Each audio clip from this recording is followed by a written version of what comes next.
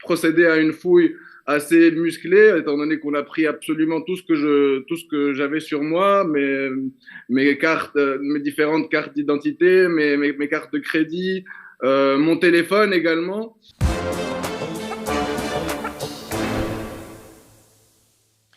Souvenez-vous, jeudi dernier, alors que les Françaises et Français battaient le pavé en France contre la réforme des retraites imposée par Emmanuel Macron, ce dernier et plusieurs membres de son gouvernement étaient en Espagne, à Barcelone, en Catalogne pour être plus précis, pour signer un traité de coopération franco-espagnole. On vous avait déjà montré les images dans le Toujours debout de jeudi soir, on vous les remontre. Le président Macron avait d'abord essuyé des huées, comme vous l'entendez. Un autre événement, peut-être plus préoccupant encore pour la liberté d'expression, s'est produit durant le discours du président.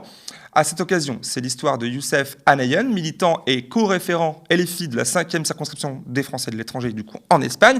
Il était venu assister au discours d'Emmanuel Macron, muni d'un t-shirt hostile, entre guillemets, à la réforme des retraites. Il n'en a pas fallu davantage pour qu'il se fasse évacuer par le service d'ordre. On l'accueille en visio pour cette nouvelle entretien d'actu. Alors bonjour Youssef. Bonjour. Comment allez-vous pour commencer? Bah, je vais très bien, je suis désormais à Gérone, je suis rentré chez moi, j'ai pu reprendre mes activités académiques et professionnelles et reprendre une vie normale. Tout va bien. Bien. Alors, avant de revenir à vous, on n'en a pas entendu trop parler dans les médias français de cette séquence où Emmanuel Macron se fait huer par la foule à son arrivée. De qui venaient ces huées?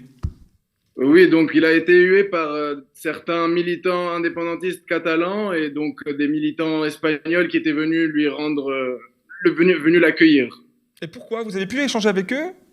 C'était à l'arrivée d'Emmanuel Macron à Barcelone. Est-ce que vous avez pu échanger avec eux pour connaître la raison de cet accueil? Malheureusement, je n'ai pas pu échanger avec eux, mais j'ai des amis qui sont en contact avec certaines plateformes, la plateforme pour la langue et d'autres plateformes indépendantistes et militantes ici en Catalogne. Bien. Alors, vous étiez donc venu, on l'a compris, manifester, enfin tout du moins exprimer un message à faire passer, j'imagine, avec d'autres militants insoumis, vous allez nous le dire. Quel était le message, en fait, clairement? Pourquoi être venu avec ce t-shirt? Donc oui, tout simplement, j'avais été invité par la présidence de la République, étant donné que j'avais contribué à la bonne teneur des élections législatives et présidentielles de 2022. J'avais été assesseur d'un bureau de vote à Gérone, justement. Et je voulais tout simplement montrer à Emmanuel Macron qu'ici aussi, la communauté française en Espagne est concernée par cette réforme des retraites. Et comme disait Charb, la liberté d'expression n'est pas assez utilisée par ceux qui ont les moyens de s'en servir. C'est donc pourquoi j'ai décidé de me munir de ce t-shirt et de ce message politique. Et j'ai simplement essayé d'utiliser ma liberté d'expression, ma liberté d'opinion pour faire passer ce message politique à Emmanuel Macron. Malheureusement, le service d'ordre n'a pas. Le service d'ordre est venu. D'ailleurs, on aimerait savoir comment ça s'est passé, parce que là, on vous voit sur cet extrait qu'on a pu voir tourner sur les réseaux sociaux, où on vous accompagne vers la sortie. Ça a été immédiat? Le président a pu voir le message ou pas? Je ne sais pas si le président a pu voir le message. J'étais à peu près au quatrième rang, à peu près. Il y avait quand même pas mal de monde ici présent. J'étais le seul à arborer un t-shirt hostile à la réforme des retraites, le seul à vouloir donc profiter de cet événement pour faire passer un message politique.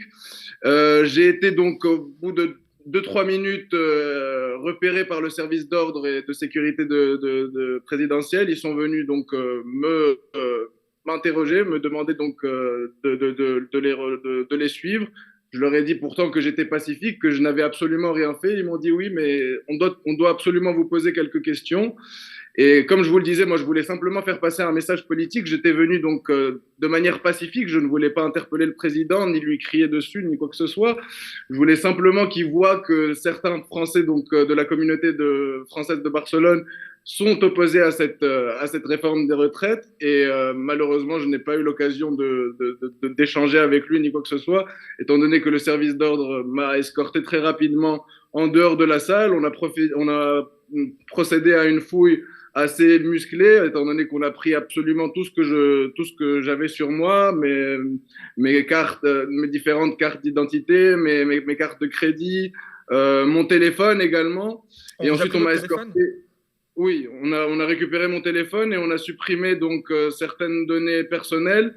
toutes les photos en fait qui étaient relatives à cet acte politique ont été supprimées. Heureusement, il y a eu la presse et d'autres personnes également qui étaient présentes qui ont pris des photos et donc tout n'est pas perdu, heureusement. Mais tout ça constitue quand même une entrave très importante à mes libertés politiques, telles que la liberté d'expression et la liberté d'opinion. Donc, je rappelle que la liberté d'expression date donc de la Déclaration des droits de l'homme et du citoyen. Elle est contenue dans son article 10 et on dit que nul ne doit être inquiété pour ses opinions pourvu que leurs manifestations ne troublent pas l'ordre public établi par la loi. Or, je n'ai pas troublé l'ordre public établi par la loi, je n'ai même pas interpellé le président, j'ai simplement arboré un t-shirt avec un message politique.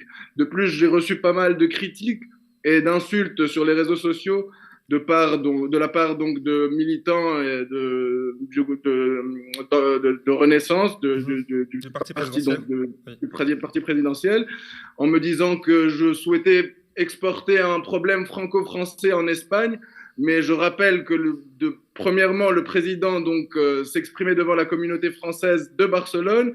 Et en plus de ça, l'article 11 de la Charte des droits fondamentaux de l'Union européenne précise que toute personne a le droit à la liberté d'expression. Ce droit comporte la liberté d'opinion et la liberté de communiquer des informations ou des idées sans qu'il puisse y avoir une ingérence d'autorité publique et sans considération de frontières. Alors que je sois en Espagne ou en France, ça ne change pas grand-chose. Est-ce que vous allez donner suite à ce que vous vivez manifestement, factuellement, comme une injustice ? Pour être honnête avec vous, je discute avec certains militants, avec des personnes qui sont en contact avec des juristes et il y a peut-être la possibilité d'exprimer un recours. On ne sait pas trop si on va le faire parce que vous imaginez bien pour ce genre de procédure, ça prend énormément de temps et bon, la récompense peut-être sera infime par rapport à tous les efforts engagés.